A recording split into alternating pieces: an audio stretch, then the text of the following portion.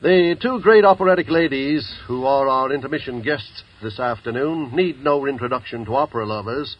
Supreme in their art, they are known the world over. The dramatic soprano, Birgit Nilsson, and the coloratura soprano, Joan Sutherland. They have graciously accepted an invitation to appear on this program to discuss and demonstrate for us technical terms of the art of singing. Mr. Jan Behr, an assistant conductor at the Metropolitan, is at the piano, ready to accompany Miss Sutherland and Miss Nilsson. Another expert in the world of opera, Edward Downes, is also with us today. I don't think Mr. Downes needs much introduction either, so will you please take over, Mr. Downes? Thank you, Mr. Cross.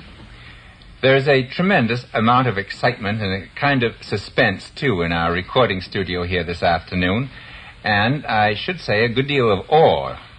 All of us here feel it, the director, the engineers, and the musicians, not because Miss Nilsson and Miss Sutherland are either forbidding or haughty prima donnas, but because they are artists in the grand manner. Their lyric talent would be considered exceptional in any time or place in the whole history of opera. As individuals, as people, they are hardworking and dedicated, respectful of the gifts lavished on them. And when they're not working, studying, or performing, but among family and friends, they're warm, charming, quick to laugh, and not at all given to postures. There's none of this sort of archaic prima donna ritual of sweeping into a room like royalty that can make some people freeze to immediate attention or sink into obsequious attitudes. They are royal in a fine sense, and without peers by virtue of their own accomplishments. They're here today as guests of Opera News on the Air because we've told them how much these Texaco Metropolitan Opera broadcasts mean to you, our listeners. And we know this because of the letters you write us. And what is particularly gratifying and satisfying to us, beside all the important assurance that you enjoy the operas, is your eagerness to add to your musical knowledge. And that's why Miss Nilsson and Miss Sutherland are here, to help you add to your musical knowledge. And the specific subject we've chosen for them today is one a great many of you have asked about. It's vocal terminology. Now, vocal terminology is simply the language the composer uses, the means he uses to tell the singer how he wants his music sung. And then, how a singer reads and understands the composer's language is largely a matter of personal taste, artistic training, and so on. It's what determines, as much as anything else, her or his individuality, her own artistic personality, and this is also what we mean by interpretation. Miss Sutherland, Miss Nilsson, would you go along with this very, very broad definition of what seems to be, in my opinion, the character, the essence of interpretation? In a certain sense, yes. We should make every effort to carry out the composer's wishes. However, sometimes traditions make it very difficult.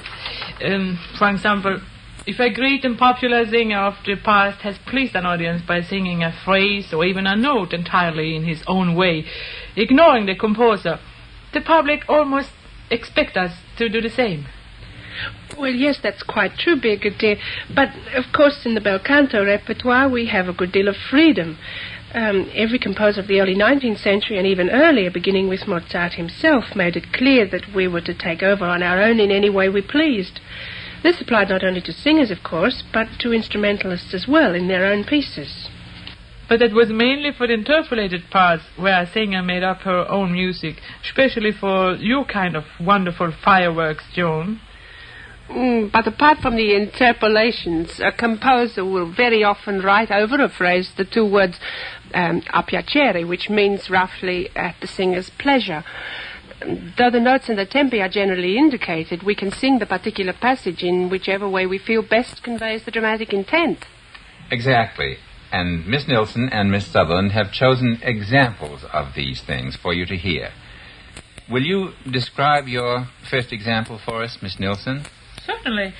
There's a good example in O Patria Mia, Aida's famous third act aria. Incidentally, in that one aria, there are so many of the vocal terms we want to talk about, but a piacere, at the singer's pleasure, as you say, it comes at the very beginning.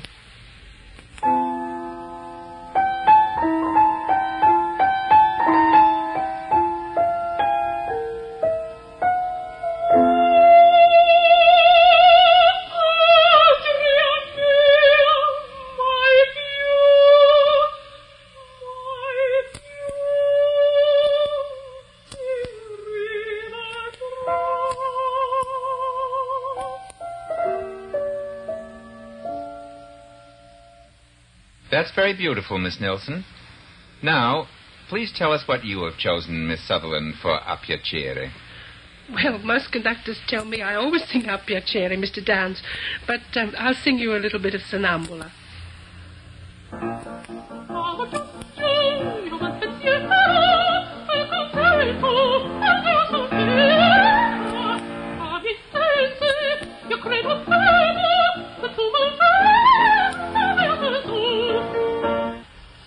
Now I think that we might explain and illustrate some of the more common vocal terms.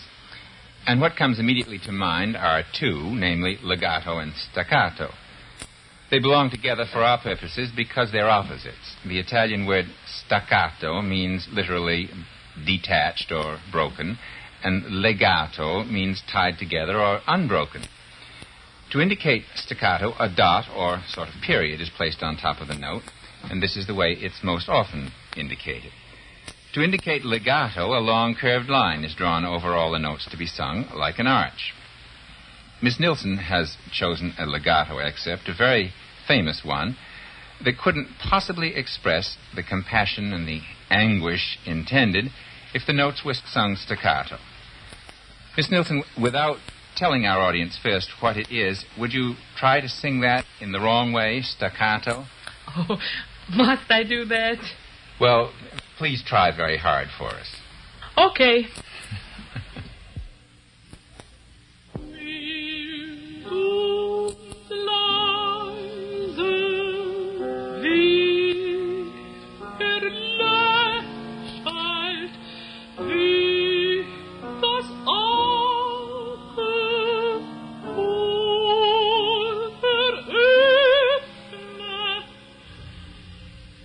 But now I must sing it the right way.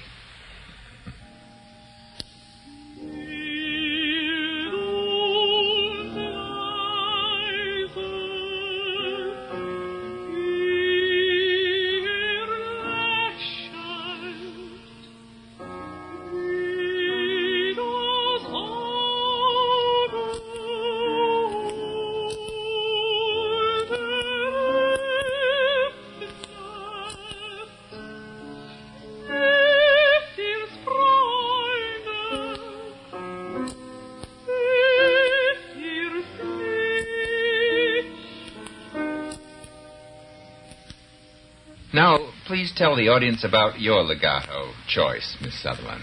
Well, I have one that, like Birgit's is older, couldn't possibly be sung staccato. All right, Miss Sutherland.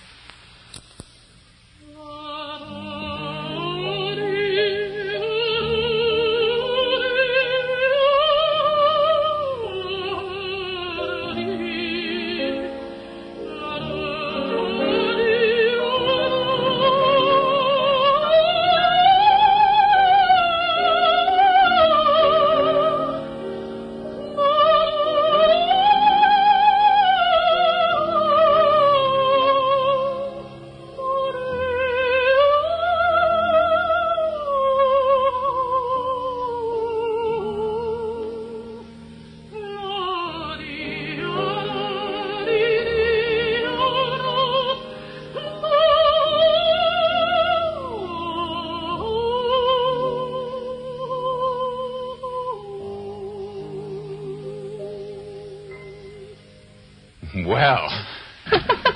I thought you'd be surprised.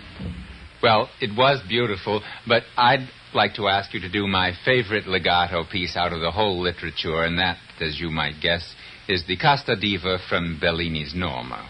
Would you do that for us? Well, I'll try.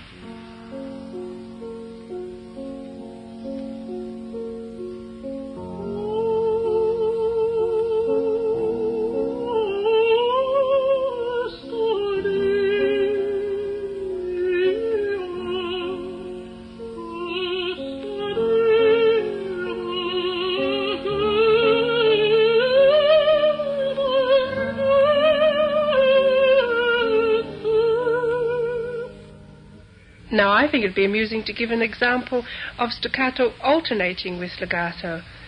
Perhaps as in this tiny piece of Caro Nome.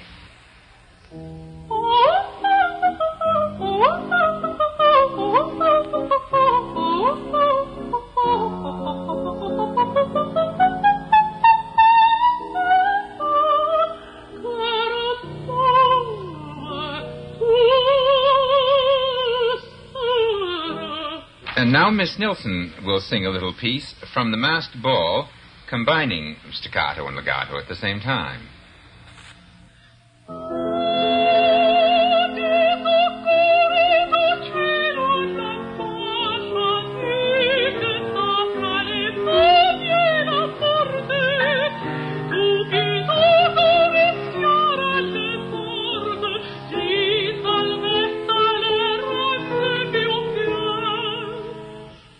We have a whole lot of other vocal terms to discuss here. Messa di voce, not to be confused with mezza voce.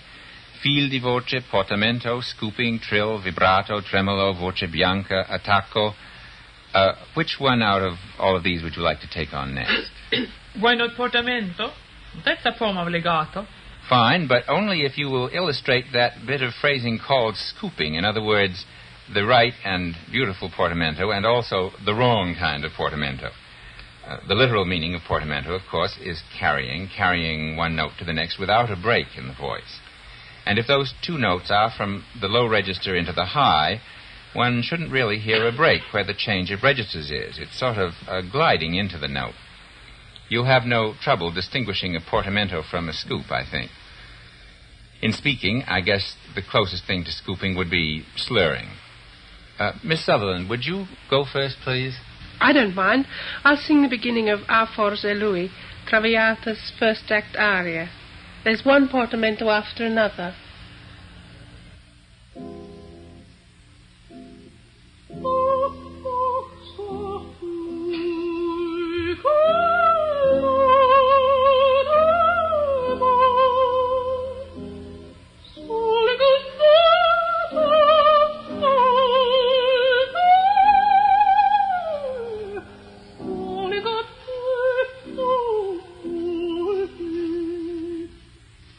Now, Miss Sutherland, I know it goes against your grain artistically, but would you change all those beautiful portamentos into awful scoops? Why? Please.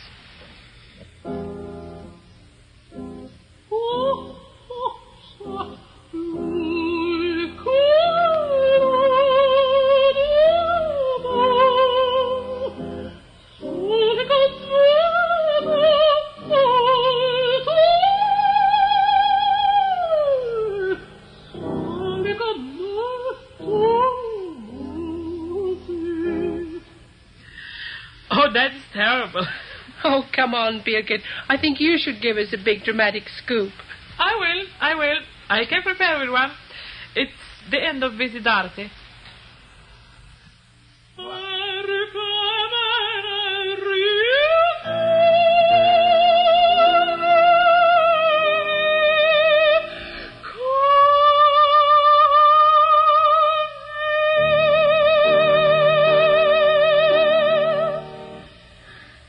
That was a marvelous scoop, Miss Nilsson. And now, show us the way you really do it in performance, the right way.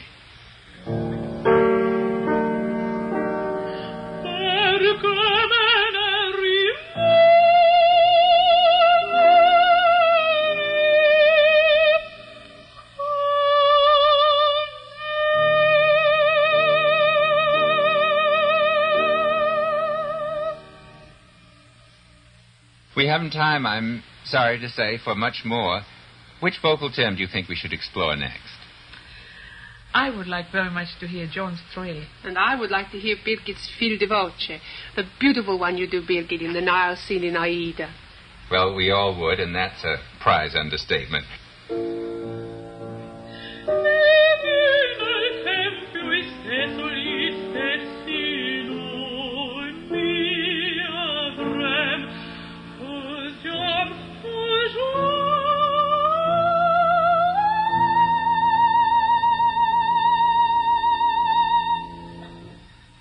Let's go back for just a moment to something quite important I did forget in relation to scooping.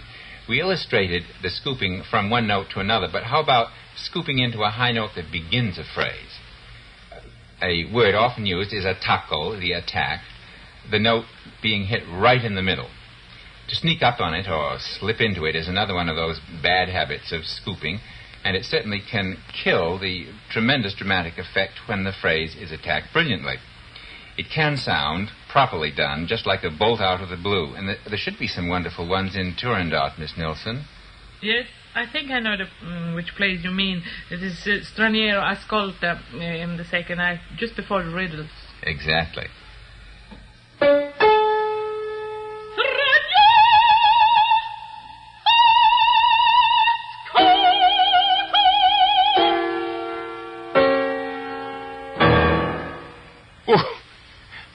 That's really spine-chilling, Miss Nilsson. But, you know, there is another attack that I especially love, and that's in the third act of Siegfried, just after Brynhilde's awakening, when Siegfried tells her who he is, and she's overwhelmed with thankfulness, and she says, Heil euch, Götter, and she goes on to express her ecstasy at what is happening to her. Oh, I would be glad to sing this too.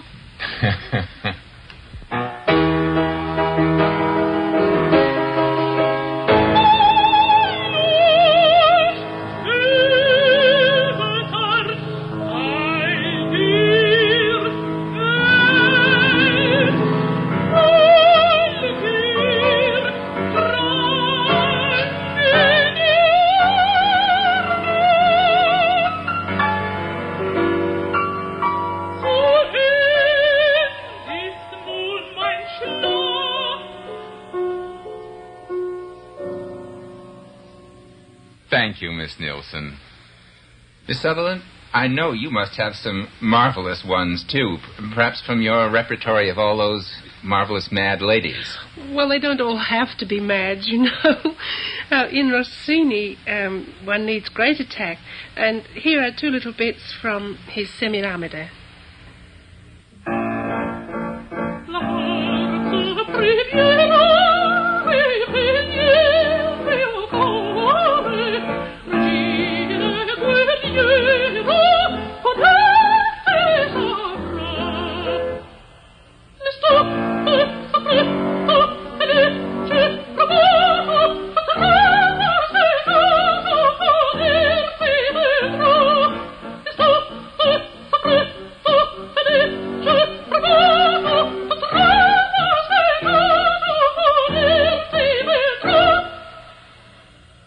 How about what seems to me the most difficult feat of all, at least along with the trill?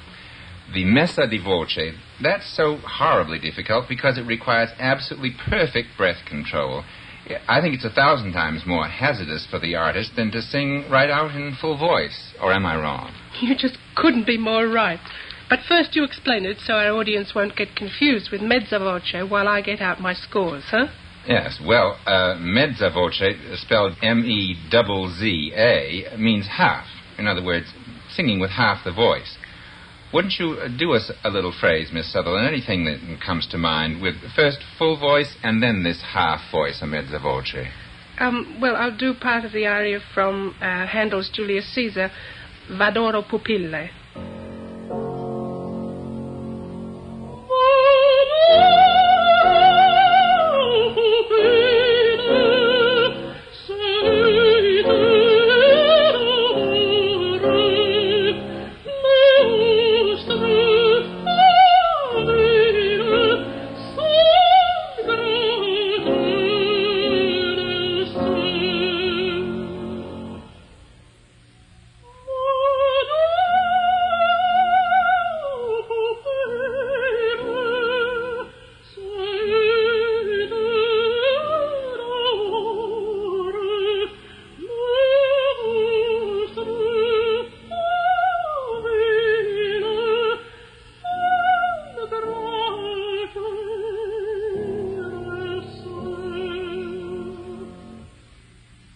That was lovely, Miss Sutherland. But you know, I knew I'd forgotten something. I suppose it's due to the awe or the excitement I told you we all feel here in the studio. But a while back, we were talking about portamento, and I asked you both to do scoops. And we had Miss Nilsson's wonderful, awful scoop, but we didn't have her beautiful portamento. Miss Nilsson, I know, is always gracious and helpful, and perhaps for her portamento, she would sing us the beautiful phrase that begins the Visitarte.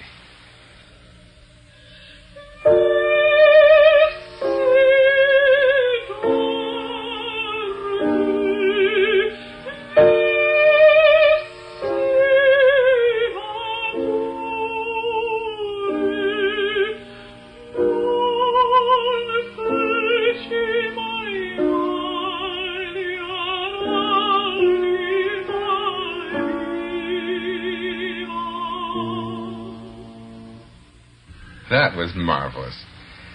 We talk a lot about trills. Trill is a very common word, but one of the rarest and most exciting things in the singer's art. A true trill is a quick alternation of two separate notes. It's tremendously difficult, and even among the greatest singers, it's extremely rare. The most famous of all Italian teachers of the bel canto age, Tosi, wrote that if a singer had nothing else, a perfect trill would be enough for the most brilliant performance. Miss Sutherland, would you give us an example of your trill, if you please? Well, there are all kinds of trills, Mr. Downs, so I'll show you one or two. First of all, there's the trill which is attacked immediately without preparation, as in this cadenza from Ophelia's Mad Scene in Hamlet.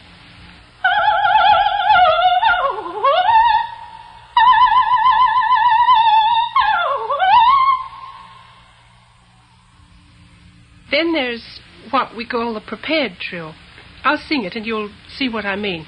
It's the moment in Tales of Hoffmann when Antonia dies.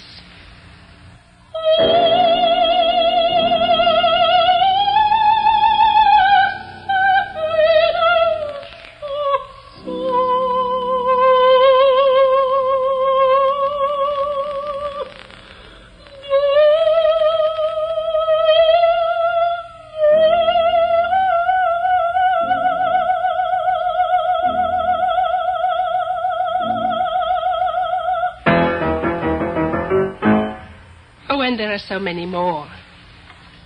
Now, aside from all these specific technical terms, I'm thinking of places in the score where the composer has limited himself to writing down notes and tempi with a minimum of indications as to how the voice should be used for dramatic purpose. Miss Nilsson, I've heard a wonderful record you made of Lady Macbeth's sleepwalking scene from Verdi's opera, and it seemed to me there were places there that illustrate this just beautifully. Would you take a passage from that and sing it with the piano for us? Well, let me sing it first, just the way it is written in the score.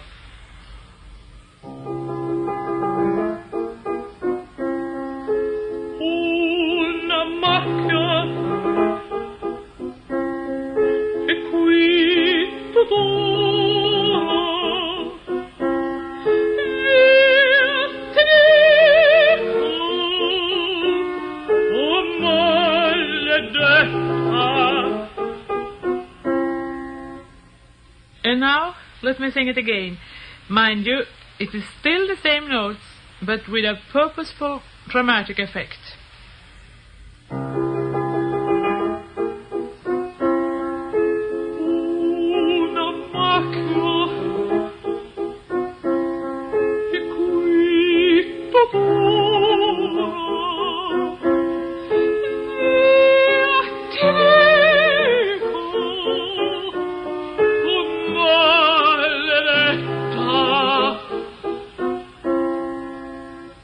Now, for that messa di voce, Miss Sutherland. I'm sorry, Miss Sutherland. I've just got the signal that our time is up. And we never did get around to either the messa di voce or vibrato or tremolo or appoggiatura, voce bianca, and endless other terms. So I hope we can persuade our two great and gracious ladies to come back again.